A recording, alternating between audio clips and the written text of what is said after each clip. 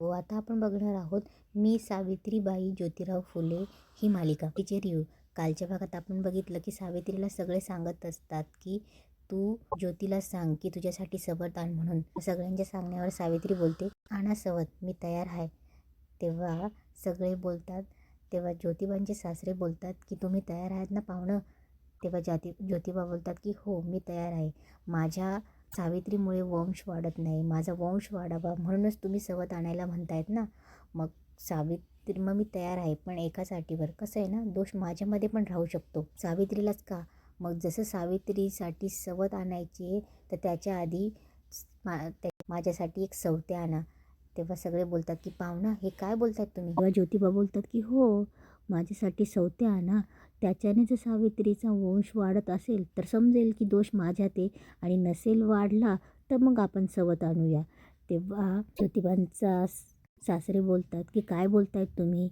तेव्हा सावित्रीचा भाऊही बोलतो की आबा चला, पाहुण्यानं आपलं पार लायकीच काढली. तेवढा ज्योतिबांचे काका बोलतात की ज्योती तुला काय, तुला कळतं की नाही काही. तेव्हा ज्योतिबा आपल्या सासऱ्याचे पाय पडतात आणि बोलतात की मान्य असेल तर सौत्याचा कार्यक्रम ठेवा, आणि तिथून निघून जातात. तेव्हा ज्योतिबांचे सासरे बोलतात की आमच्या हयातीत आमचा अपमान असं कोणी केला नव्हता. एकीला एक नवरा असताना दुसऱ्या नवरा करायच्या गोष्टी काय शिंदळकी करायला लावतात की आम्हाला.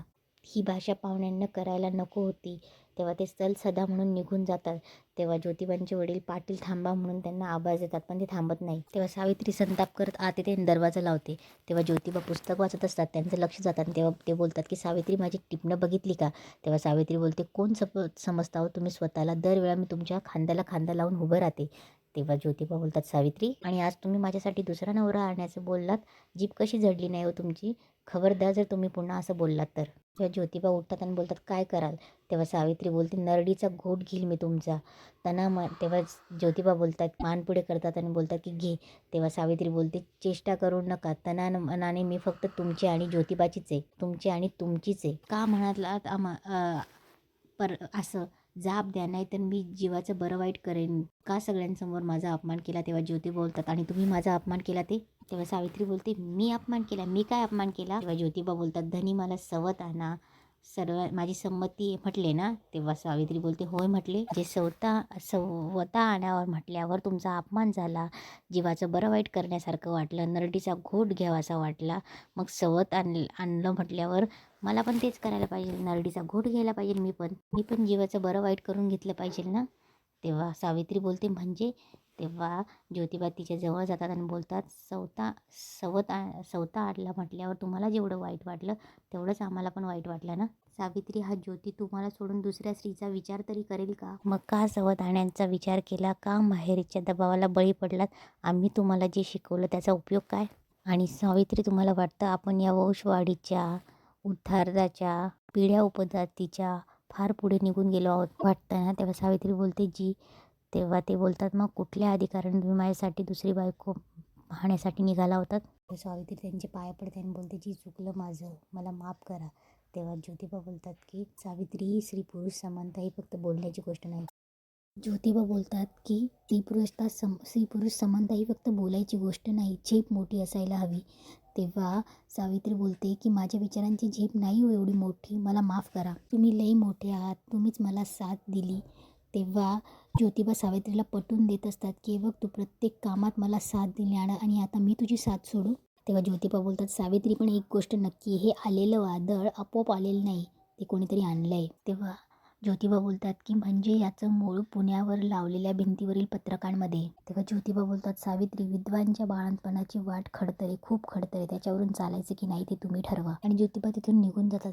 इकडे कवकिरड्यावर लहान बाळ पडलेलं असतं, ते रडत असतं. तेव्हा शास्त्री बुवा बोलतात की त्याला हात कोणी लावायचा नाही. तेव्हा बायका बोलतात की अहो कोणी कुत्रं मांजरं फाडून खातील. तेव्हा शास्त्री बुवा बोलतात विधवेचे पाप हे असंच असतं. तेव्हा ज्योतिबा आणि ते आल्यावर सावित्री पटकन त्या मुलाला उकिरड्यावरनं उचलते. तेव्हा शास्त्री बुवा बोलतात की काय करतोय, पुराणात सत्य आणि सत्यवान होते आणि आता हे सावित्री आणि सत्यानाश. तेव्हा ज्योतिबा बोलली की तुम्ही खरं बोलताय, सत्यानाश बायकांच्या महिलांच्या दुःखाचं सत्यानाश. तेव्हा शास्त्री बुवा बोलतात की ज्योतिराव तुम्ही विद्वांच्या पाप डोक्यावर घेऊ नका. तेव्हा सावित्री बोलते कोणाचं पाप. विद्वांचा पाप की समाजाचं पाप. शास्त्री बुवा बोलतात की कपाळ कारण त्या विधवांच्या बाळणपणाला स्थान देऊ नका. तेव्हा ज्योतिबा बोलतात यापुढे माझं घर या पीडित विधवांचं माहेर. सावित्री बोलते की मानवता हा श्रेष्ठ धर्म आणि मानवता हा रीतिरिवाज असं मानतो आम्ही. तेव्हा ज्योतिबा सावित्रीकडे बघतात आणि बोलतात की चला विधवा प्रसूतिगृहाच्या कामाला सुरुवात झाली. तेव्हा शास्त्री बुवा बोलतात कोणाची नाळ कशी तोडायची हे आम्हाला चांगले अवगत आहे. तेव्हा ज्योतिबा सावित्रीकडे बघतात आणि बोलतात की सावित्री तुमच्या डोळ्यात पाणी. तेव्हा सावित्री बोलते की बाळाला कुशीत घेतलं आणि आईची आठवण झाली. सावित्री तिच्या बालपणीच्या आठवणीत रमून जाते. बालपणीच्या तिच्या आठवणी, आई वडिलांच्या आठवणी. सावित्री खेळ खेळत असते तेव्हा तिची एक मैत्रीण हंडा घेऊन पाणी घेऊन येत असते. लहानच असतात त्या, बालविवाह झालेली. तेव्हा सावित्री तिला बोलते की राधा खेळ की. तेव्हा तिची मैत्रीण बोलते नाही नको, अजून अर्धा राजन भरायचं आहे. तेव्हा सावित्री बोलते की तू नेहमी खेळतच असते, तू नेहमी कामातच असते की, खेळ की. तेव्हा राधा बोलते नाही मला मार बसेल. तेव्हा सावित्री बोलते आबांना सांगून मी तुझा मार वाचवेन. तेव्हा ती बोलते खरं. तेव्हा सावित्री बोलते ठेव घागर आणि त्या दोघी खेळायला लागतात. राधा खेळत असते तेव्हा तिला एक मुलगा बोलवायला येतो. अगं तुझी सासू लई चिडली आहे, चल पटकन. तेव्हा राधा बोलते चल मला जाऊ दे, नाही तर माझी सासू खूप चिडली आहे. तेव्हा त्या मुली बोलत असतात की नाही नाही राज्य आला म्हणून अशी करतेस ना. तेव्हा राधा बोलते सावी आधीच मी खेळत नव्हती तरी तू मला खेळायला लावलं. तेव्हा सावी बोलते ठीक आहे मग तुला एक माझी आट आहे, तुला उखाणा घ्यावा लागेल. तेव्हा सगळ्या ओरडायला लागतात उखाणा उखाणा. तेव्हा ती उखाणा घेते. कानात बुगडी, नाकात नथ, कमरेला मिखला हवा, संतांची रावाचं नाव घेते, दोनाचा संसार कडेला जावा. तेव्हा सावित्री तिला चिरवत असतात संताजी. राधा पटकन डोक्यावर पदार घेते, घागर उचलते आणि जाते. तेव्हा सावी बोलते राधा ये नाहीतर आम्ही येऊ आणि दाव मांडू तुझ्या दारातच. इकडे सावीचे आई वडील शेतातले कामांचे गप्पा मारत असतात की रास गोळा करायची. त्या दोघांचं बोलणं चालू असतं. तेवढ्यात एक माणूस पळत पळत येतो आणि बोलतो की मालक संताला पान लागलं. तेव्हा ते त्याला उपाय सांगत असतात की याच्यावर इथे असं जा, एखादं औषध भेटेल त्याच्यावर ते विषावर ते भारी म्हणून. तेव्हा तो माणूस बोलतो की नाही, संतानं देवाच्या गाभाऱ्यातच प्राण सोडला. तेव्हा संताच्या घरात सगळे रडत असतात, त्याचे आईवडील रडत असतात.